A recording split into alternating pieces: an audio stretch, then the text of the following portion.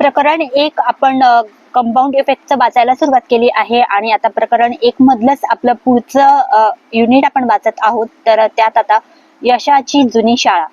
Compound effect मधील सर्वात मोठा आव्हानात्मक पैलू म्हणजे फायदे दिसण्यापूर्वी आपल्याला काही काळ सातत्याने प्रभावीपणे काम सुरू ठेवावे लागते. आपले आजोबा ही बाब जाणून होते. ते कधीही आपल्या मांड्या कशा कमी कराव्यात किंवा 6 महिन्यात बांधकाम क्षेत्रातील साम्राज्य कसे उभे करावे यासाठी माहिती घेण्याकरता टीव्हीला चिकटून बसले नाहीत. पूर्वीच्या काळी लोक आठवड्यातील 6 दिवस काम करत असत, अगदी दिवस उजाडल्यापासून मावळेपर्यंत. त्यानंतर त्यांना यश मिळत असे आणि त्याबरोबरच परिश्रम, शिस्त आणि चांगल्या सवयी त्यांच्या अंगवळणी असत. एखाद्या पिढीपासून पैसा, संपत्ती दूर राहते ही बाब आश्चर्यजनक आहे. अनेकदा अति विपुलता निरुत्साही मानसिकता तयार करते, ज्यामुळे सुखासीन जीवनशैली तयार होते. अशा श्रीमंत घरातील मुले बऱ्याचदा अतिसंवेदनशील असतात. त्यांनी संपत्ती तयार करण्यासाठी शिस्त आणि त्या प्रकारचे व्यक्तिमत्व विकसित केलेले नसते. त्यामुळे संपत्तीचे मूल्य किंवा ती टिकवून ठेवण्यासाठीचे महत्व ती जाणत असतीलच असे नाही. अशी मानसिकता उच्चभ्रू चित्रपट तारकांची मुले आणि कॉर्पोरेट अधिकाऱ्यांच्या मुलांमध्ये आपण पाहतो.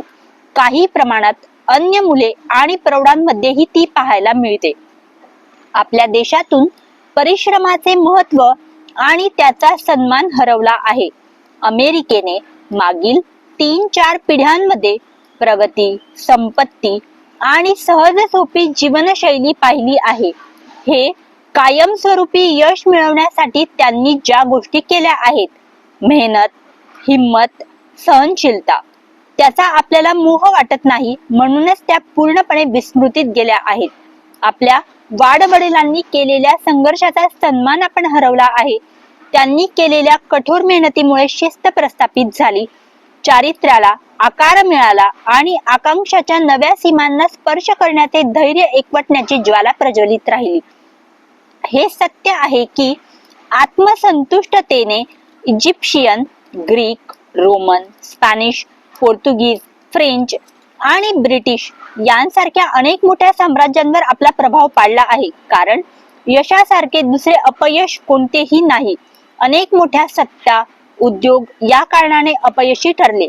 लोक काही ठराविक मर्यादेपर्यंत यश मिळवतात आणि नंतर सुखासीन जीवनात स्वतःला बंद करून घेतात.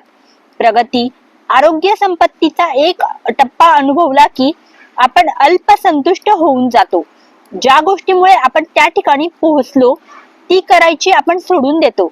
आपण त्या उकळत्या पाण्यातील बेडकासारखे होतो.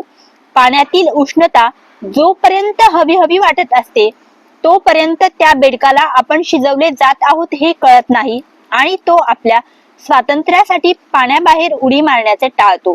यश मिळवण्यासाठी आपल्या आजोबांच्या कामाची नैतिक बंधने आपण आत्मसात केली पाहिजे. आता वेळ आली आहे आपल्याला आपले चारित्र्य पुन्हा घडवण्याची. देशाच्या भल्यासाठी नव्हे तर किमान तुमच्या स्वतःच्या मोठ्या यशासाठी आणि कामगिरीसाठी पावले उचलावी लागतील. त्यासाठी निवांत बसून आकर्षित करणारे मेलबॉक्स चेक करत बसू नका. जादूचा खडा शोधू नका. त्यासाठी अग्निपरीक्षा देण्याची गरज नाही. जप तप करू नका. 2000 वर्षांपूर्वीच्या गुरुची चॅनलवरील मुलाखत पाहू नका आणि तुमच्या कमतरतांना आवाहन देऊन मनामध्ये पूर्वग्रह निर्माण करणाऱ्या बनावट व्यावसायिकतेला बळी पडू नका. खऱ्या आणि चिरंतन यशासाठी कामांची गरज असते भरपूर काम करण्याची. याबाबत सविस्तर सांगण्यासाठी मी एक गोष्ट सांगतो, ती यशासारखे दुसरे अपयश नाही या संकल्पनेवर आधारलेली आहे. सॅन मध्ये सागर किनारी ते ठिकाण कायम स्वच्छ असे. तेथे येणाऱ्यांचे स्वागत आनंदाने हसून केले जात असे. जेवणही स्वादिष्ट होते आणि सेवा उच्च दर्जाची दिली जात होती. काही दिवसांमध्येच लोकांची तिथे जेवणासाठी आसन मिळण्याकरता रांग दिसू लागली. त्यानंतर दुर्दैवाने रेस्टॉरंटच्या स्टाफने त्यांना मिळालेले यश गृहीत धरायला सुरुवात केली. तेथील होस्टेस आड्याताखोर बनल्या. सेवा देणारा स्टाफ गबाळा आणि तुसडा झाला. तर जेवणाची गुणवत्ता खायचा असेल तर खा, नाहीतर फेकून द्या अशी प्रकारची झाली. एकूणच 18 महिन्यात ते ठिकाण व्यवसायाच्या दृष्टीने बिनकामाचे ठरले. ते यशामुळेच अपयशी ठरले किंवा फार तर असे म्हणता येईल ते ज्या गोष्टींमुळे यशस्वी झाले त्या गोष्टी करण्याचे त्यांनी सोडून दिले. त्यांच्या यशाने त्यांचा दृष्टिकोन ढगाळ बनवला आणि ते ढिले पडले. मायक्रोवेव्ह मानसिकता. कंपाऊंड इफेक्ट समजून घेताना तुम्हाला तुमच्या तूप खाल्ले की रूप येईल यासारख्या कल्पनांना बाजूला ठेवावे लागेल. तुमच्या विश्वासाचे यश मात्र तुमच्या फास्ट फूड सारखे फास्ट, तुमच्या 30 मिनिटांच्या फोटो प्रोसेसिंग प्रमाणे, तुमच्या मायक्रोवेव्ह मधील अंड्याप्रमाणे किंवा तुमच्या पटकन तापणाऱ्या गरम पाण्याप्रमाणे आणि टेक्स्ट मेसेज जाण्यासाठी लागणाऱ्या वेळ इतके असेल. एवढी उदाहरणे पुरेशी आहेत ना? ठीक आहे. स्वतःला वचन द्या की लॉटरीतून मिळणाऱ्या घबाडासारख्या कल्पना तुम्ही एकदा सोडल्या की कायमच्या सोडून द्याल. कारण तुम्ही लॉटरी जिंकणाऱ्या एखाद्या यशस्वी व्यक्तीची कहाणी ऐकलेली असते, पण हजारो अयशस्वी कथा ऐकलेल्या नसतात.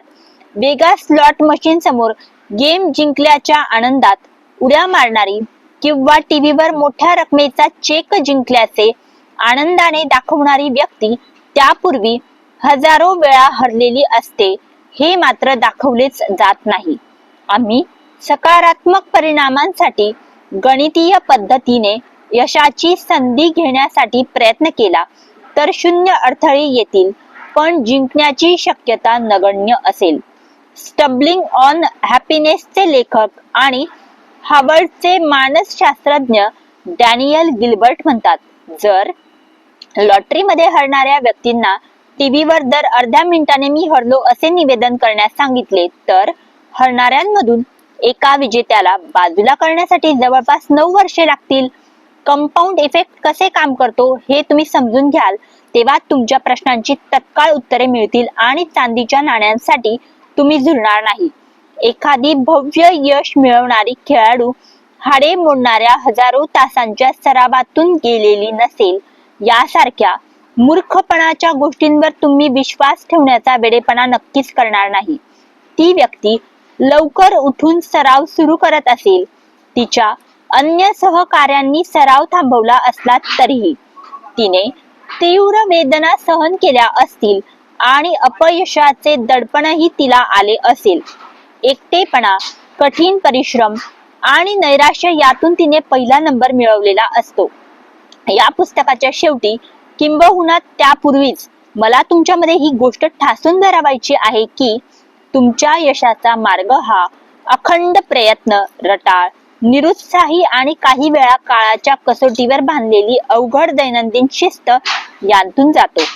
तुमचे सध्याचे जीवन आणि तुमच्या स्वप्नातील जीवन हे तेव्हाच एकरूप होईल जेव्हा कंपाऊंड इफेक्टला तुम्ही तुमच्यासाठी काम करू द्याल. कंपाऊंड इफेक्टची मुख्य रेषा व तत्व तुम्ही अंमलात आणाल.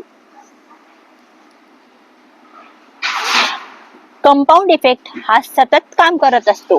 त्याला तुमच्यासाठी काम करू देणे किंवा त्याकडे दुर्लक्ष करून या शक्तिशाली तत्वाला तुमच्यासाठी नकारात्मक काम करू देणे हे सर्वस्वी तुमच्या हातात असते. आजपासूनच सुरुवात व निश्चय करून तुम्ही सोपे सकारात्मक बदल करून कंपाऊंड इफेक्टला तुम्हाला जिथे जायचे आहे तिथे नेण्यासाठी पावले उचलू शकता.